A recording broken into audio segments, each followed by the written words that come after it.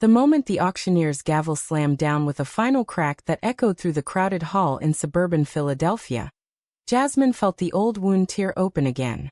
Across the room packed with lawyers, investors, and curious locals, her eyes locked onto Sandra's, and the truth hit like a blade. The woman she had loved in secret for 12 years now stood as the lead attorney, fighting to stop the very deal that had just made Jasmine the new owner of the mansion that once threw her out for that same love. Jasmine kept her face composed in the tailored black suit that had become her armor, her dark hair pulled into a sleek ponytail, but inside her pulse raced with a storm of victory and dread. This was not just a house purchase, it was the final piece in Apex Acquisitions' hostile takeover of the family business empire, the very portfolio Sandra's prestigious law firm had defended for decades. One signature on the closing documents and Jasmine would control the land rights that would force a merger on her terms, crushing the rival firm where Sandra had built her career. If their hidden relationship ever surfaced in this conservative East Coast finance world, it would end both of them overnight. She had known the risk when she placed the winning bid, yet the sight of Sandra's blonde hair catching the light and her eyes burning with accusation made the internal conflict roar louder than ever. Love or survival, which one would she choose this time? Jasmine straightened her shoulders and moved toward the exit, forcing herself to look every inch the ruthless CEO she had become. But Sandra cut through the dispersing crowd, her navy blouse crisp and professional, her voice low and sharp as they met in the hallway. "You knew exactly what this would do to us, Jasmine. Why push it this far?" Jasmine met her gaze without flinching, though the ache in her chest threatened to crack her mask. "Because survival isn't optional, Sandra. It's what they taught me the night they kicked me out." The words came out cold and precise, the same tone she used in boardrooms to close deals that ruined lives.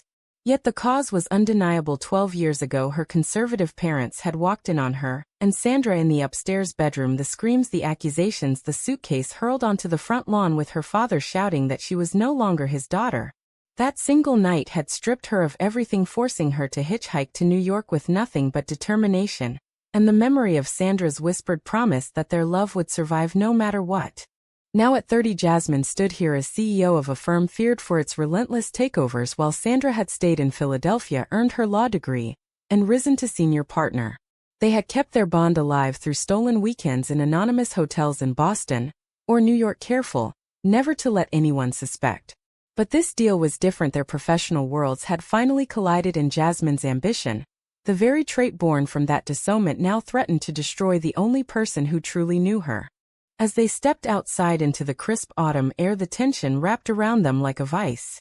Jasmine knew the next 48 hours would decide everything: the merger vote, the closing documents, and whether their secret could hold against the power play she had set in motion. She walked to her waiting car without another word, but the look Sandra gave her before turning away carried the weight of every choice that had led them here. The house was hers now, but at what price to the love that had kept her alive all these years? The drive back to her Manhattan penthouse gave Jasmine time to replay the auction in her mind. She remembered the first time she saw Sandra on campus 12 years ago. A bright law student tutoring freshmen in the library, their eyes meeting over textbooks and something electric passing between them. Weeks later, stolen kisses in the stacks turned into secret nights in the mansion when Jasmine's parents were away. Then came the night everything shattered, her mother bursting through the door, her face twisted in disgust, her father dragging Jasmine downstairs while Sandra was ordered to leave and never return. The cold November rain soaked Jasmine as she stood on the curb watching the only home she had ever known disappear behind her. That memory had fueled every late night in New York, every deal she closed with ruthless precision. She had started as an assistant in a small hedge fund, worked her way up by spotting weaknesses others missed, and built Apex into the predator it was today. Sandra, meanwhile, had carved her own path, defending old money clients while they exchanged coded texts and met whenever their schedules allowed. Their love had become a hidden fortress, strong enough to survive distance and secrecy, but never tested by something this large. Now, with the mansion back in Jasmine's hands, the fortress felt dangerously close to cracking. By the time she reached her penthouse, the city lights glittered below like scattered diamonds. She poured a scotch and stared at the skyline, knowing Sandra would call soon. The cause was clear. Her ambition had always been the shield against the pain of that night. And now that shield was pointed straight at the woman she loved. The question was whether she could lower it in time, or if the power struggle would force her to strike first. The call came just after midnight, Sandra's voice tight with the strain of the day. "We need to talk face to face, Jasmine." Not over the phone. Jasmine set her glass down, the amber liquid catching the glow of the floor-to-ceiling windows. The closing is in 2 days. If you want to fight the merger, you know where I am. She kept her tone, even the same measured cadence she used when negotiating million-dollar deals, but inside the conflict twisted tighter. They met at a quiet diner off the New Jersey Turnpike, the kind of place no one from their circles would ever notice.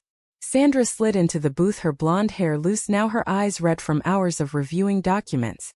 This takeover isn't just business for you, is it? It's personal. You want the house because it proves you survived what they did to us.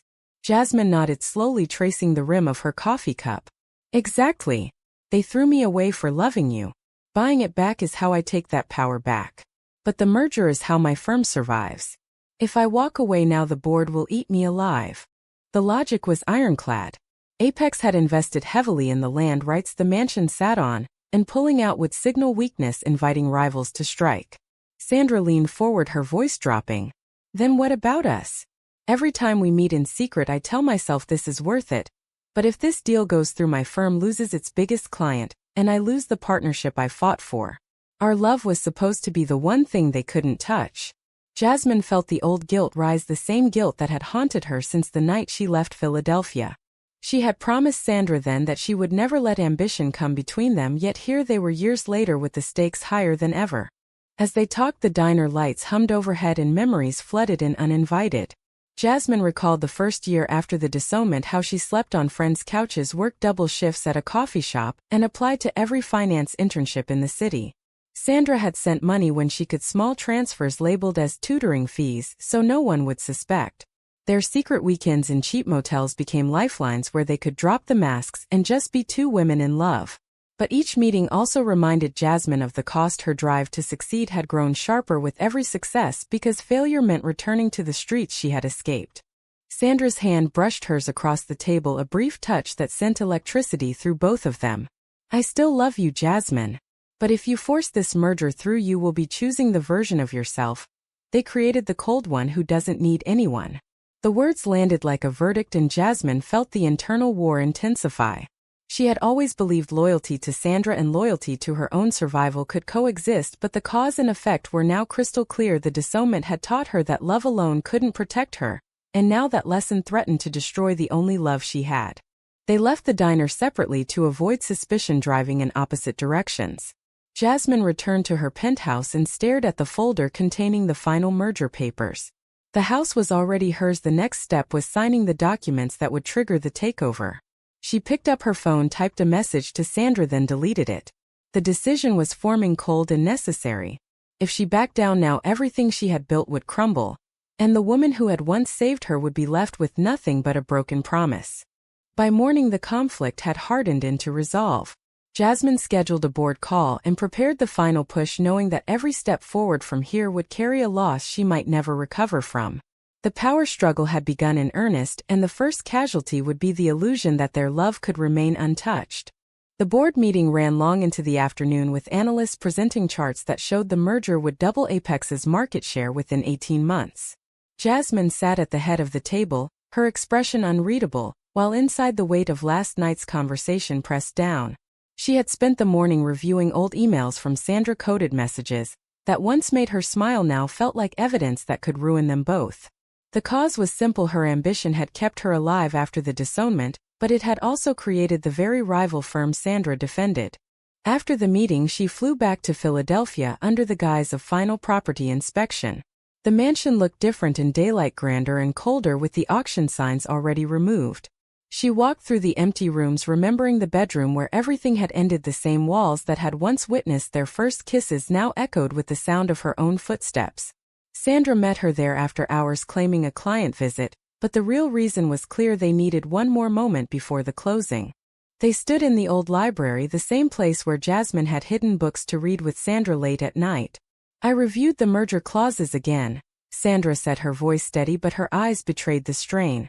If you sign tomorrow, my firm loses the estate account, and I lose my shot at the senior partnership vote next month. The board will see it as my failure. Jasmine stepped closer, the familiar scent of Sandra's perfume pulling at memories of hotel rooms, and whispered plans for a future that never seemed to arrive. And if I stop the deal, my own board will replace me by next quarter. The investors want results, not sentiment. The conversation turned into the same loop they had circled for weeks: love versus the careers they had built to survive without their families. Jasmine explained the logic again. The land rights were the key asset. Without them, the development project collapsed, and Apex would lose millions in committed funding. Sandra countered with the human cost: the employees at the family company who would be laid off, the town that would change forever. Each argument built on the last, clear cause and effect, showing how Jasmine's rise from the streets had led directly to this moment of power, and how Sandra's loyalty to her career had kept their secret safe until now. As dusk fell, they allowed themselves a brief embrace in the empty house, the only place that had ever known their love openly. It was not passion but a quiet reaffirmation, the kind that reminded them why they had fought so hard to keep this bond alive. Yet even in that moment, Jasmine felt the cold calculation forming. She had already instructed her team to prepare a contingency leak if Sandra's firm tried one last legal block. The move would be ruthless, exposing just enough pressure to force compliance without revealing their personal connection, but it would also break the trust they had guarded for 12 years. They parted at the back gate, Sandra driving away first to maintain appearances. Jasmine stood alone on the lawn, the same lawn where her suitcase had once landed, and felt the full weight of the decision. The ambition that had saved her was now demanding a sacrifice she had sworn she would never make. The power struggle had moved from boardrooms to this quiet estate, and the next 24 hours would decide whether their love survived the consequences or became another casualty of the world they had chosen. The final closing documents arrived by courier at dawn, thick folders stamped with Apex Acquisitions in bold letters. Jasmine signed each page with a steady hand while her legal team waited in the conference room downstairs. Every signature tightened the noose around Sandra's firm, and she knew it. The cause was the land rights clause buried in Section 7, the one that transferred control and triggered the automatic merger vote. By noon, the deal would be public and the power shift irreversible. Sandra called from her office, voice clipped with urgency. The board just voted to oppose the merger on antitrust grounds. We have 48 hours to file an injunction. Jasmine listened, the phone pressed to her ear, staring at the Philadelphia skyline from her temporary office in the mansion. You know that won't hold, Sandra. My team has already countered every angle.